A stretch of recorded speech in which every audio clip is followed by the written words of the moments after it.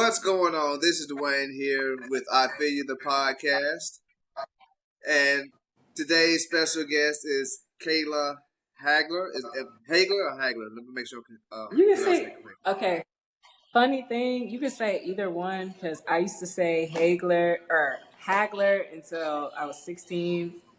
And Uh-huh. then my dad told me it's really Hagler. So you can say whichever one you want because my dad didn't care about making sure I was Okay. pronouncing it right. Gotcha. All right. Now, Kaylah is a fine artist and also a tattoo artist at City of Ink here in the Castleberry Hill section of Atlanta. I met her actually at Articulate 2024, where I bought a painting from her. Actually, it's a Basquiat painting, which I love. She also had a James Baldwin that I should have got, but we'll talk about that a little later on. But Kaylah is she's coming fresh off the heels of her first solo show. It's called Adult Swim.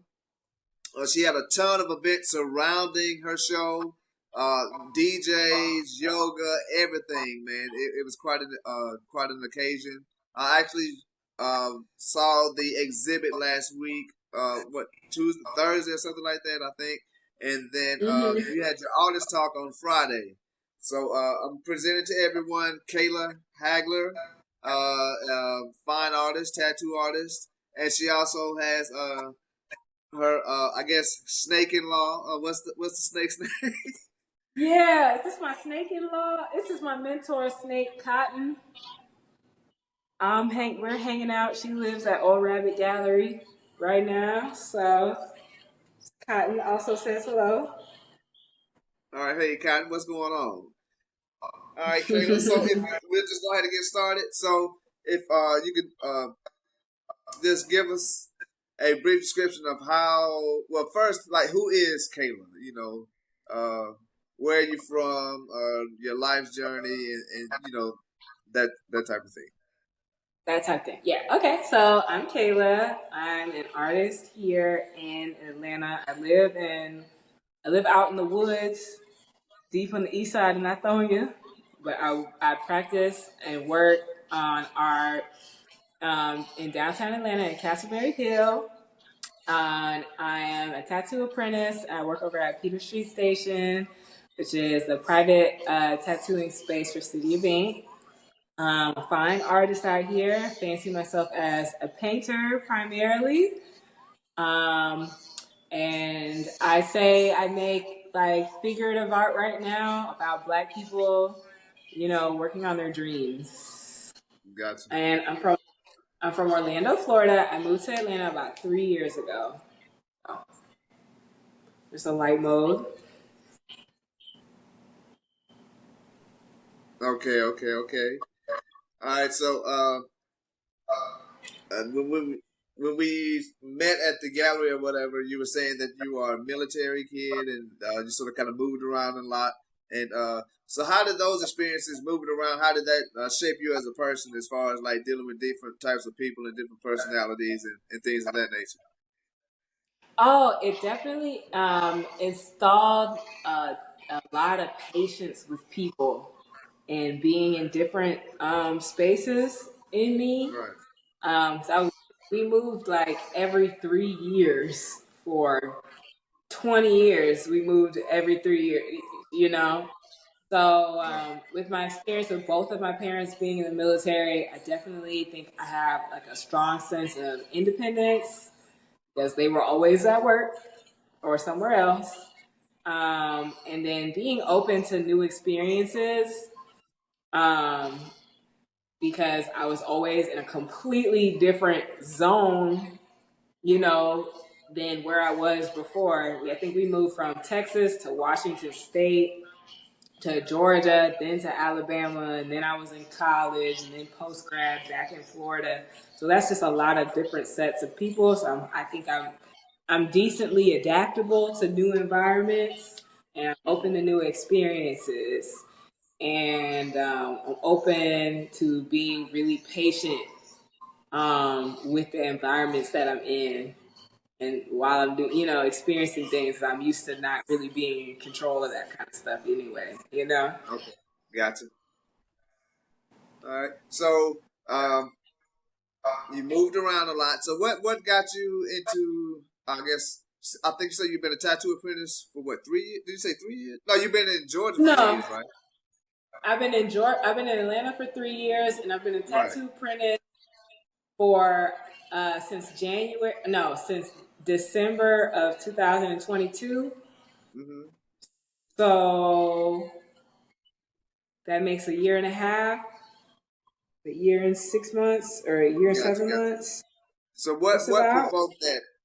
What got you? Well, what inspired you to become a tattoo artist? I guess after college, because I assume you were working like a regular 9 to 5 job, doing everything like everyone Mm-hmm. else. So what made you just step out on your dreams? Like, you know what?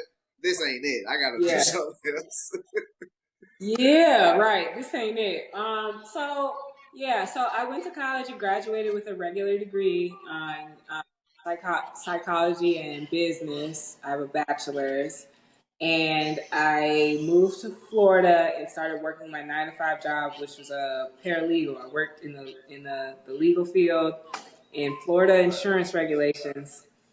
Um, and that was all good. I did that for 5 years, and just started realizing that, you know, it wasn't quite like I wasn't feeling super passionate, like about myself, like Right, about my life. Like I was starting to have just little incidences where it's just like, why is that happening? Or why am right, I feeling like this? And then right. I don't know, somebody that I follow on social media, I remember them making a blog, and they said, the quote, "I am far too young and talented to be feeling like miserable in my everyday life, you Wow, know, wow. miserable and uninspired or something like that." And I can admit, it's not like I ever had a bad life. I've never had a bad life, but not feeling inspired at 26 years old at the time, Wow. is crazy. Like, why are you not inspired? Why are you?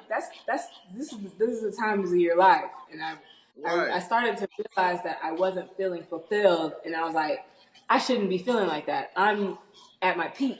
I'm at my most available to have certain experiences. I'm young. I got time on my side. I got my health on my side. hmm, I don't have any kids. I have a dog that I share custody with my parents with. So it's really right, their dog. I don't have a right. man. Like, why am I feeling like this? I don't have anything holding me back. And I really started interrogating those feelings. Um, and then I just started going back to doing things that I knew that I loved. I've always been into art. I've been an artsy kid my whole entire life. Right. Um, and I stopped for college because everybody always told me, like, what are you really gonna do? So I took that seriously, and so in college I did like no art, you know. But at 26, I started feeling miserable. 27, I'm trying to find life, fulfillment. So I started back like volunteering in museum spaces and trying to find artists that I liked and going to more shows. And it was one of those things it's not so slowly got right back into my life, Gotcha. and then right before the pandemic hit, I started feeling like maybe I needed to leave the area that I was in. So I was living in Orlando, Florida, and I kind of just felt like between, just with everything I had going on, it's like maybe I should just kind of start over. And I Right, wanted to take the opportunity that I had in my life where, again, I don't have any kids, and I don't have I'm not married or anything. I was like, my life is still pretty much like I can still be really selfish in this way right, because there's not anybody other than myself looking at me, like, So I was already feeling that way and taking my art classes, getting back into art. I hadn't started painting yet, and then the pandemic hit, and everybody had to work from home. For I think my office stayed closed. The office that I worked at stayed closed for about 7 months. They didn't require anybody to come back until like August or September. I think I didn't have to come back until September because 2 people that I lived with caught COVID. Every time it was time for me to come back to the office, like my brother caught it, and then you had to wait however long, and then my mom caught it right when I was supposed to, right after him. I was like, I'm staying home. I didn't catch it until like 2 years late, until I moved to Atlanta. But that gave me more time to stay at home. I would get all my office job work done in like 2 or 3 hours because I didn't have to be at the office, you know. And then I used all that other time to catch myself back up with painting and drawing and practicing and filling up a sketchbook or watching videos and stuff like that. And I saved my money up. And I said, you know, when I get the opportunity that sounds right, I'm going to move to Atlanta because I want to be somewhere in this learning space where I'm learning from Black artists. I'm in a Black art community, and I get honed in like that way, you know. Because I went to a white college, and you know, shout out to institutions with money, but I think when Black people are learning, they should be with Black people, you know. So I wanted to like try it again in a city where I knew they had a strong Black art scene, like Atlanta. Right. And here we are. Gotcha. Okay, so like I'm 46, right? So, and you were talking about I guess feeling not fulfilled at the age of 26, and so and then I guess for me, I'm thinking about myself, like and I felt that feeling before, but you sort of kind of just suck it up and keep going because you got bills. Well, for me, I had bills, a lot of bills and stuff to pay, so it was like and then so I mean, just how do you? And it took me longer to sort of kind of get to that point where it's like exploring and going back to my childhood and trying to figure it out and like, oh, this is what I really like doing. So, I mean, do you see other people in your life that are going through that, and do you try to persuade them or try to help them find their passions or let me think. I think I really like you do meet actually. people? Go ahead. No, what? No, I'm sorry. Well, you meet people and you can see certain things in them. It's like, you know what? I think you can see like I think you'd be good at at art or whatever, and you try to like I think this is where you need to be, that type of stuff. Yeah, I think with my generation, we've got like a lot of people, like all the people who I know who are right at my same age, like you're 30, you're 29, you're 31. I would say before I moved to Atlanta and joined the art scene, I would say more people would stay on the safer side of the line because we don't get told. We've only been told to be cautious. Right. You know, I think our parents and the generation right before us really love us and struggled, and they just don't want us to feel that pain. You know, Right. and I think it may have been easier for them to suck it up, but we got like a shitty economy, and none of us are having kids. We can't afford nothing, no way. So it's like the mountain of just existing and being passionate, not. It's like you're choosing to trudge up a really steep mountain, or you could just go and try possibility. Right. But I think a lot of people who are my age maybe not be so interested in venturing out. It's hard. We're trying to be comfortable. Right. And it's hard.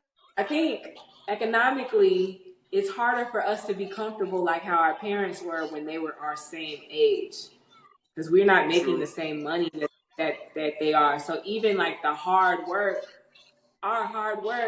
we got to work harder and we're getting less. You know? True. Right. And it's kind of like, well, damn, we inherited this shit. It's like, what's the point? Right. You know? So I've got some people who are interested. Some people like venture into the things that they're interested in bits and doses, and it's enough for them. Mm-hmm.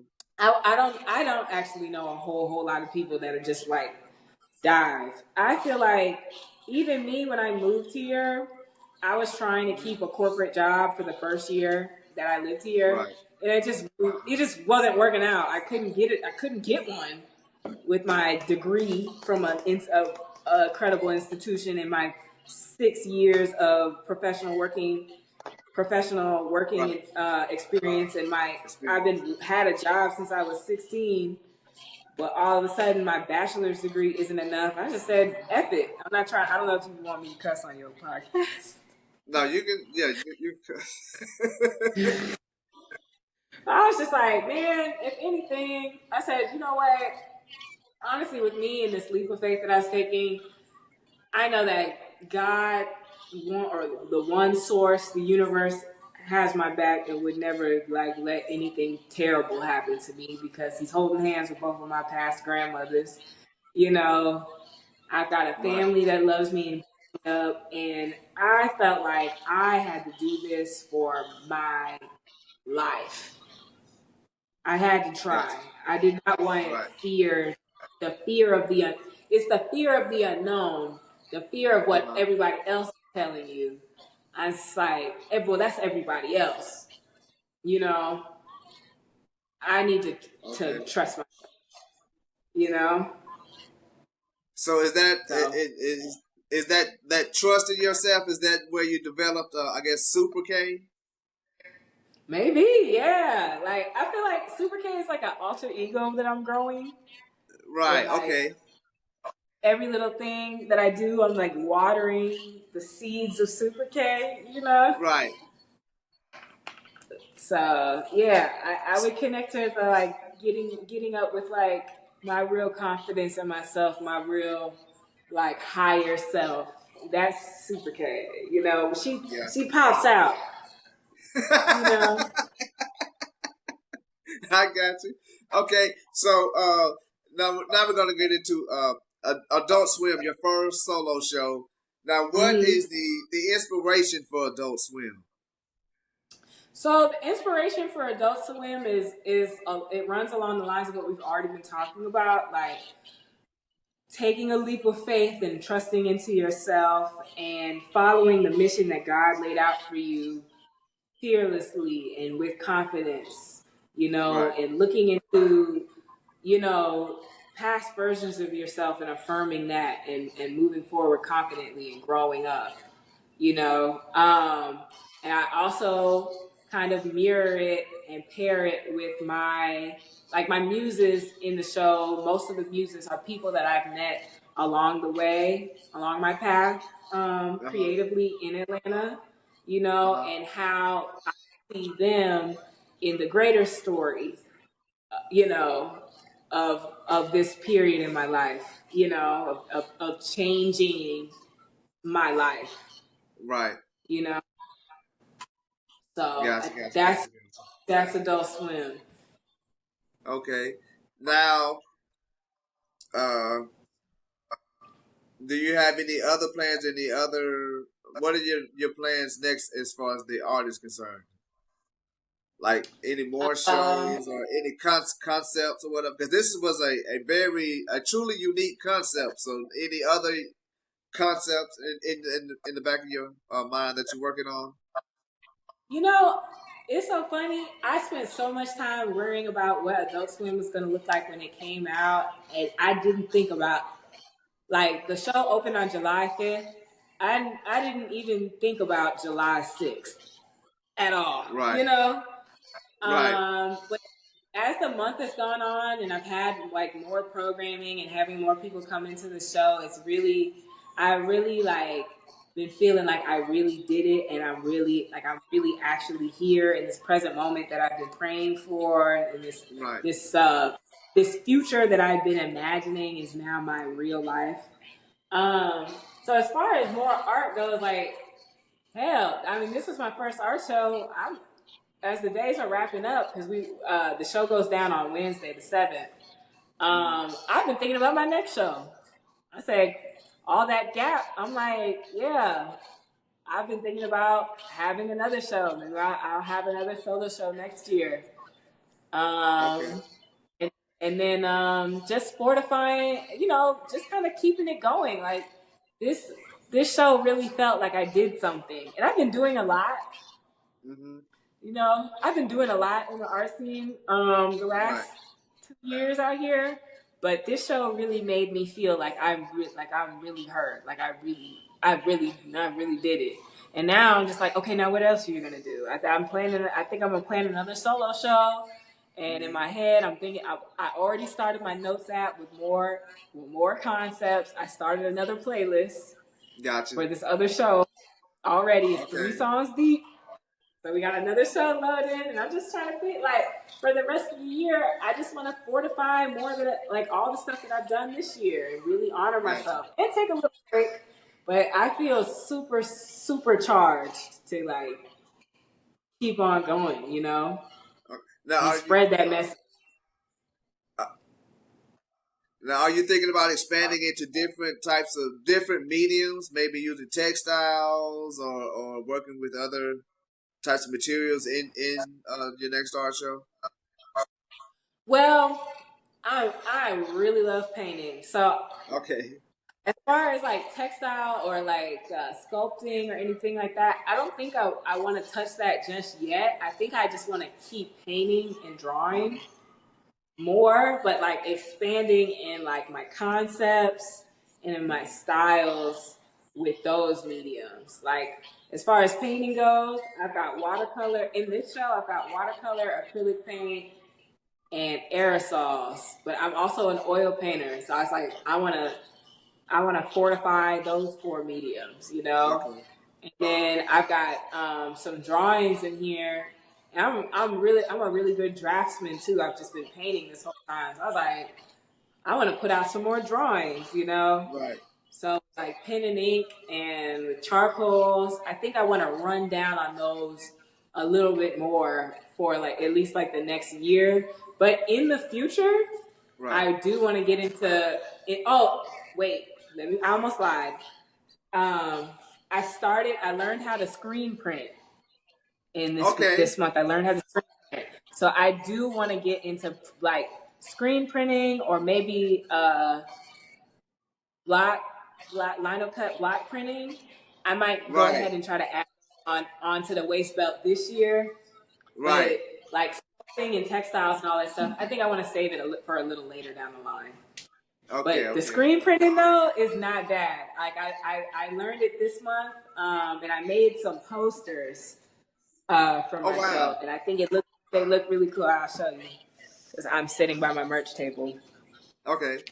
Yeah, so I made these posters and I screen printed Okay. them, and they look pretty. Like I was like, this is pretty cool. Like the whole process, I was like, oh, okay, this isn't bad.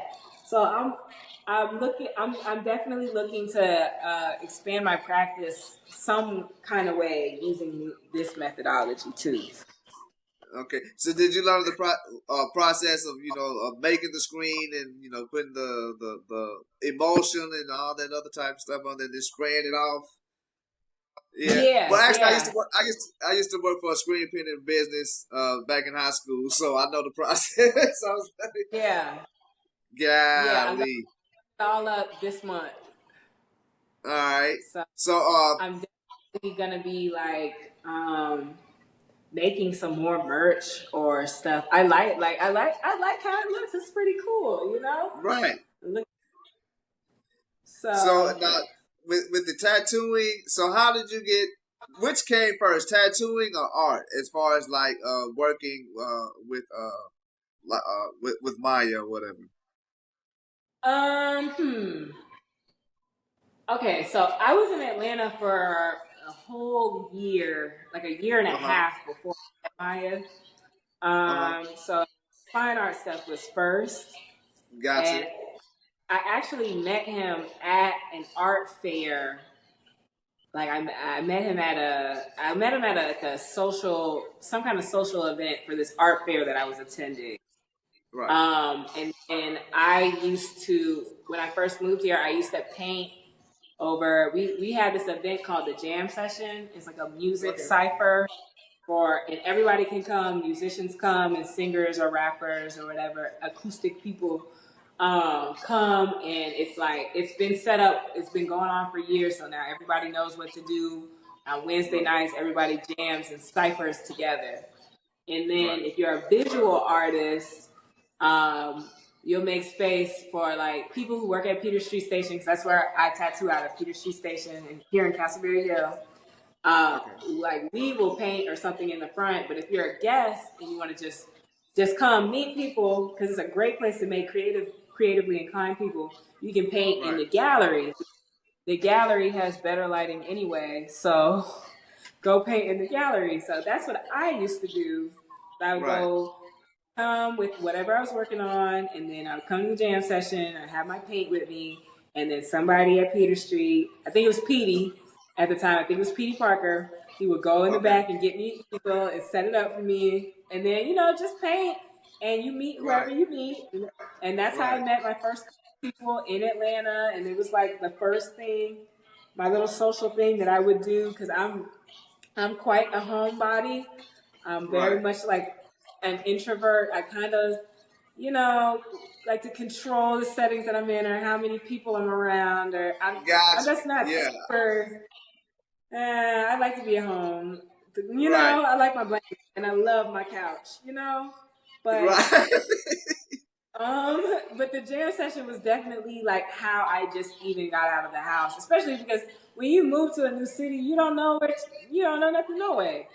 Right. You know, I did know about that from Twitter, so I just made sure I engaged with that. And then as time went on, I think, if I'm thinking correctly, I got another corporate job, and I ended up actually losing that job. And it was one of those things like, I just started feeling like I wasn't supposed to be doing stuff like that anyway. Mm-hmm. And all of the energy, all of the sparks and things that were going on with me while I lived in Atlanta came from art, because I was supposed to be doing art in Atlanta anyway. Right. And so when I lost my corporate job, I was like, man, didn't you want to do a tattoo apprenticeship when you moved here? Didn't you want to do art, you know? And I was like, I did. I'm scared, but I was like, I don't have anything to lose, man. I just lost my job. I just re-signed my lease. I said, man, I don't have nothing to lose. So I asked Maya to be his apprentice. In fact, I did an art show at Peter Street Station first.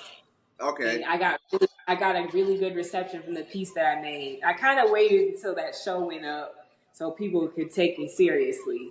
Okay. And so I had that piece go up, and it was really beautiful, and I got a lot of attention from the rest of the art scene out here. And that's when I asked Maya to be his apprentice. He said yes before I even opened my portfolio. Right. And then shortly after that, I met my painting mentor, Charlie Palmer, like 3 weeks after I started my apprenticeship. So, and then we've just been on and popping since then. All right, then. So that leads me to my next question.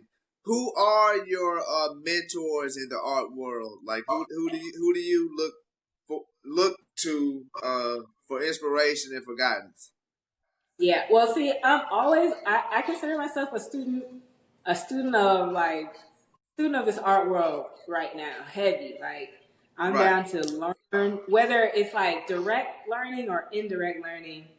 I'm down to learn in general, but formally, my mentors are Maya Bailey and Charlie Palmer. I consider myself a student of life in general and of all the experiences that I'm in. Whenever I go into art space or around other artists, I'm always down to observe.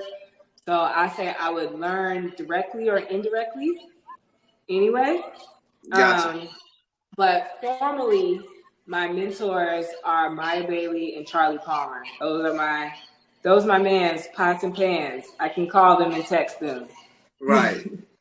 You know, and make my offhand comments and ask my silly questions. Right. Those are my dudes. But I admire so many artists out here. It's like hard to name. I'm getting ready to learn some mural techniques from this guy named Fabian Williams. Fabian's mad cool. I see him around, but I would consider him a mentor loosely. Okay. There's this lady out here who just makes fantastic art. Oh my God, I love her work. Her name's Shaniqua Gay. Okay. Love Shaniqua. You know, it's like a woman working in the artist space. Right. I have a lot of peers who are working artists that I really admire. As far as tattooing, my homie Taz the artist. Mm-hmm. She's fire, and she's young. She's like 28. Wow. Okay. So I'm blessed to be around a lot of really talented people. Gotcha. Okay, so now we're gonna skip over to tattooing. So, how does tattooing influence your art, or does tattooing influence your art as far as what you come up with or designs or whatever? Well, yeah. So this is so funny. I knew I wanted to get into tattooing, but I didn't even fully, like, you never know what you're getting into until you're already there. Right. And tattooing has been so funny for me because it's opened my eyes up to just a completely different perspective on how I view people, art, and people and art. Right.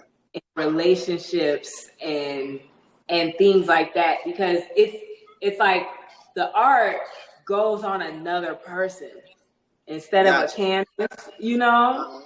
And so what I've been observing is like the spiritual people relationship part that I didn't fully consider when it comes to becoming a person who really appreciates and interacts with art. And I thought I appreciated and interacted with art a lot, but tattooing like completely opened my eyes to like a different blind spot, you know? It's a really special practice if you think stuff like that is special, you know?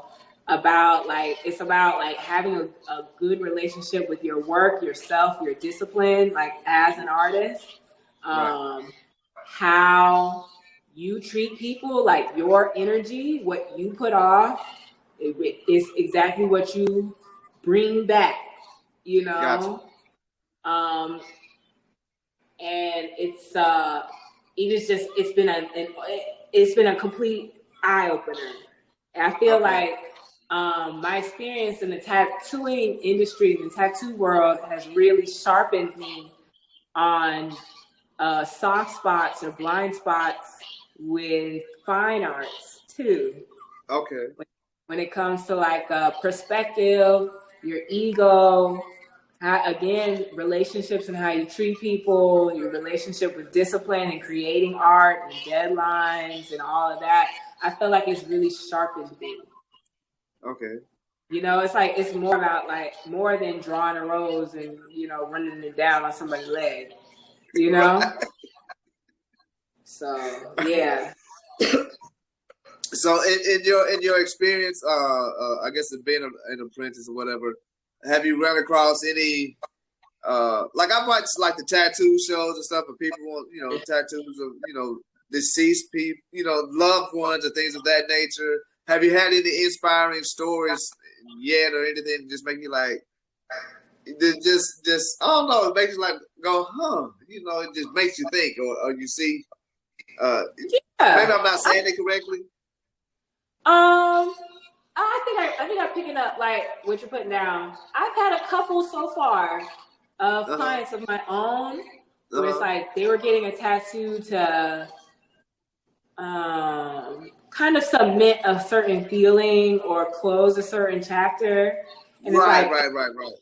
And it's like, for me, it's like a design. Like, I hope I can make a design that you like, you know. But I've gotten feedback from some of my people. Like, I tattooed a friend of mine. I tattooed his children's names on his hands. And he's like, this is the most special thing that I've got on my body is my children's names, you know.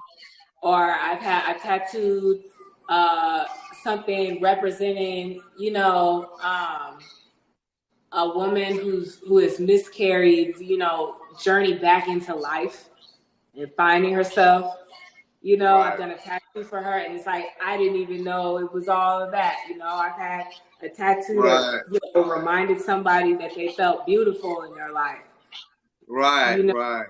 And I'm just like that. I be like, that's that stuff that makes me really appreciate all of the art, all art that I make, all art that anybody makes, because it's more than I can paint, I can draw, I'm so great.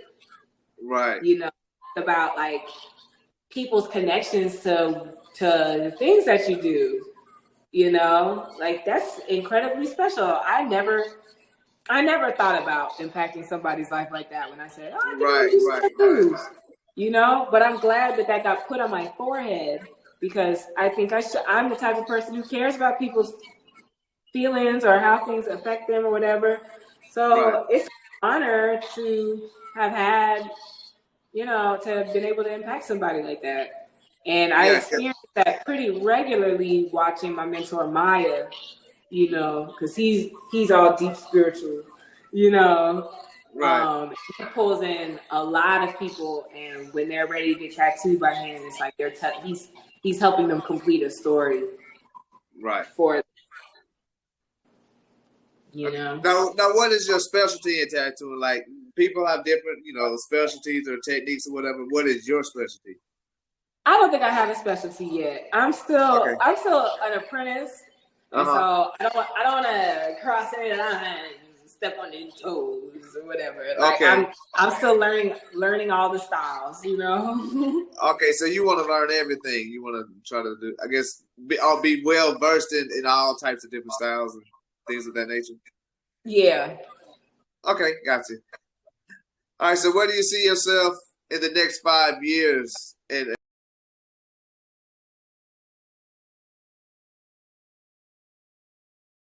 developing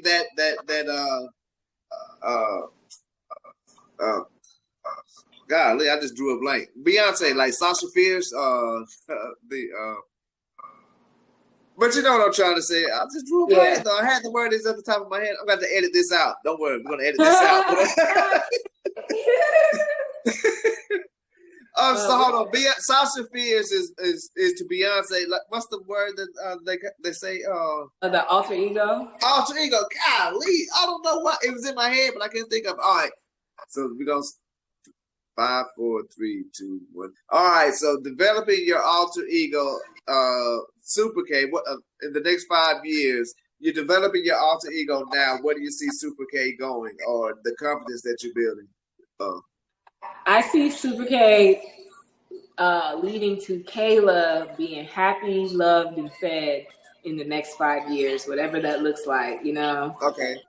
I ferociously pursue the things that I'm involved in. So I'm sure there's going to be some really big. There's going to be some cool art opportunity that's going to have my name everywhere. There's going to be a couple of them. I hope I have more art in people's homes. I hope I foster more community. I hope I can inspire more people. I hope Super K starts some kind of mentoring thing for like the shy girls, but mostly being happy, loved, and fed and comfortable in 5 years for sure. Okay, and that's happy, comfortable, and fed using your artistic skills, right?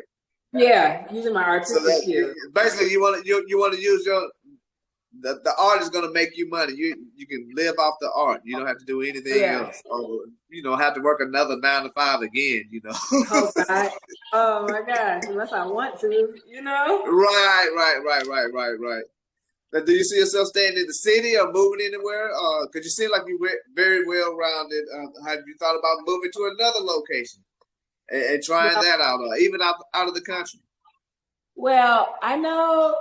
So right now I live out in Lithonia, so I want to move to the city at least like within the next year, because I want to live in Atlanta. But I like Atlanta. I'm thinking that I like Atlanta as a place that you live. I want to travel. I definitely want to travel a lot. Gotcha. But I might like Atlanta enough to stay. Okay then. Okay then. All Maybe, yeah. right. I got you.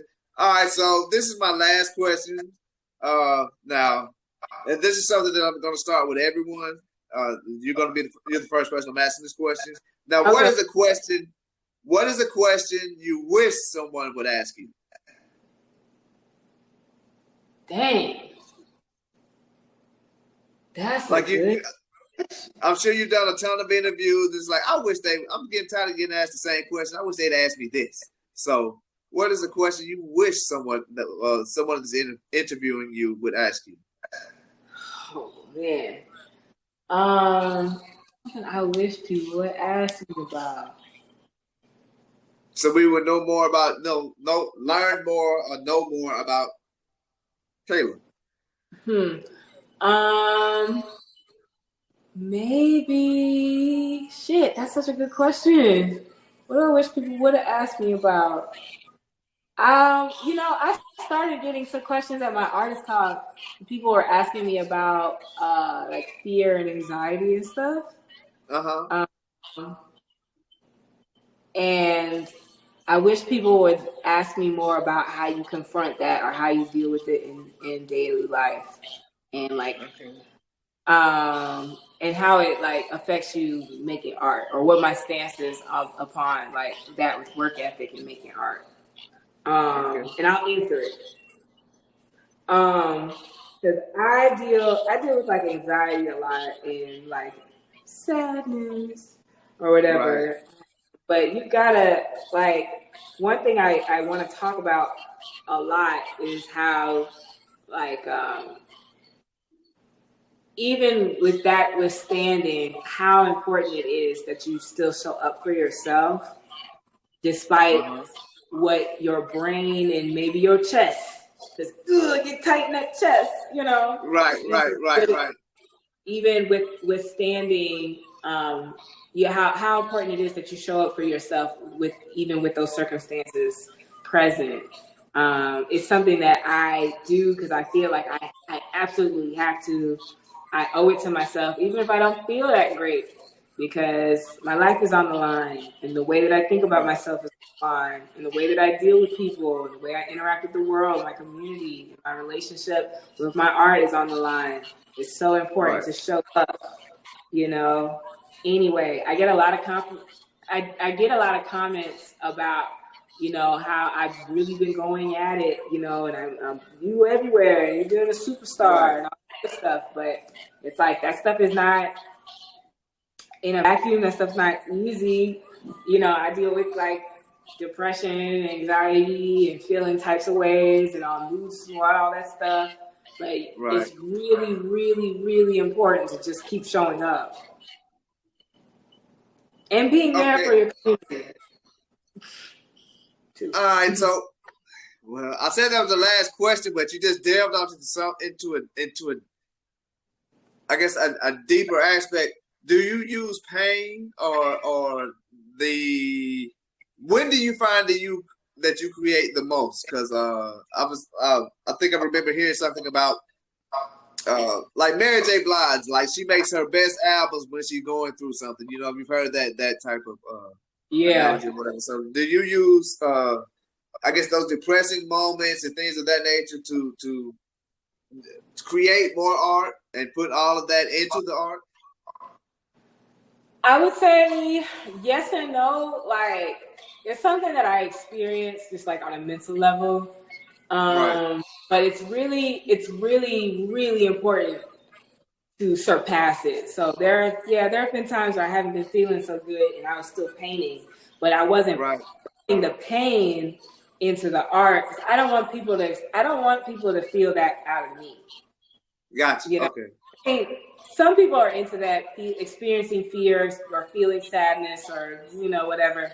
I don't think that's what I want. I don't want people to feel that out of my art.